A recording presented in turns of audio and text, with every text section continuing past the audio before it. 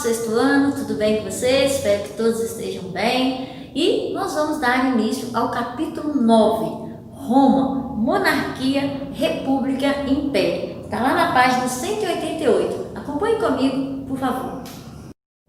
Roma, a capital da Itália, é atualmente uma das cidades mais visitadas da Europa.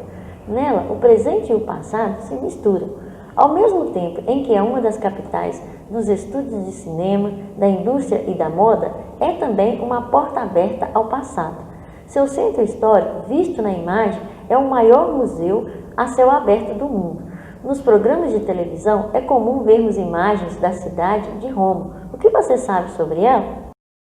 Vamos voltar um pouquinho na história. Vamos falar um pouquinho sobre a Roma antiga, para que vocês possam entender. Estudar os antigos romanos é importante para a compreensão da sociedade em que vivemos. A Roma antiga de hoje é muito diferente daquela de antigamente. Incêndios, terremotos, construções e reconstruções ao longo do tempo deram outro aspecto à cidade. Mas por meio da pesquisa, podemos hoje ter uma ideia aproximada da Roma antiga. Roma situa-se na Península Itálica, uma longa faixa de terra em forma de bota, que avança pelo mar Mediterrâneo. Ao norte, a península é limitada por um conjunto de montanhas, os Alpes. A leste é banhada pelo mar Adriático, a oeste pelo mar Tirreno e ao sul pelo mar Mediterrâneo. A origem de Roma, segundo uma lenda. Os romanos explicavam a origem de sua cidade através do mito de Rômulo e Remo. Segundo a mitologia romana, os gêmeos foram jogados no rio Tibre, na Itália. Resgatados por uma loba que os amamentou, foram criados posteriormente por um casal de pastores.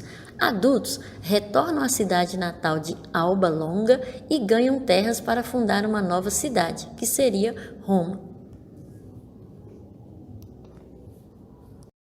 A versão histórica da fundação de Roma. De acordo com os historiadores, a fundação de Roma resulta da mistura de três povos que foram habitar a região da Península Itálica, os gregos, etruscos e italiotas. Desenvolveram na região uma economia baseada na agricultura e nas atividades pastoris. A sociedade nessa época era formada por patrícios, que são os nobres proprietários de terras, e plebeus, comerciantes, artesãos e pequenos proprietários. O sistema político era a monarquia, já que a cidade era governada por um rei de origem patrícia. A religião, nesse período, era politeísta, adotando deuses semelhantes aos dos gregos, porém com nomes diferentes. Nas artes, destacavam-se a pintura de afrescos, murais decorativos e esculturas com influências gregas. A política no tempo da monarquia. Nos tempos em que Roma era uma monarquia, o rei era a maior autoridade da cidade, mas não governava sozinho. Havia o Senado, formado pelos chefes das principais famílias patrícias, e uma assembleia composta de soldados com até 45 anos. Na Roma antiga, o cargo de rei não passava de pai para filho. Quando o rei morria, o Senado escolhia quem iria sucedê-lo, e a Assembleia se manifestava contra a escolha ou a favor dela, e assim o rei tinha seu poder limitado pelo Senado ou pela Assembleia. Os patrícios que controlavam o Senado nunca se conformaram com o domínio etrusco e, aproveitando-se do envolvimento deles em guerras com os povos vizinhos, derrubaram o rei etrusco Tarquínio, o Soberbo, e fundaram a República Romana e seus magistrados. Com a proclamação da República, os patrícios passaram a controlar o poder, reservando para si os mais altos cargos do governo, e assim passou a ser governada por magistrados, pelo Senado e pelas Assembleias. Os magistrados da República Romana eram o Consulado, o Senado, a Assembleia dos Cidadãos, a Ditadura, pretores, censores, edes e questores. As lutas sociais. Os plebeus eram maioria em Roma. Como cidadãos, pagavam impostos e serviam ao exército.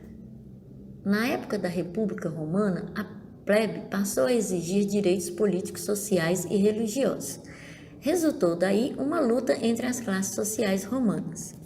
Em 1490 a.C., os plebeus retiraram-se para o Monte Sagrado com o propósito de fundar ali um novo estado. Como seu trabalho era necessário a Roma, os patrícios chamaram-nos de volta.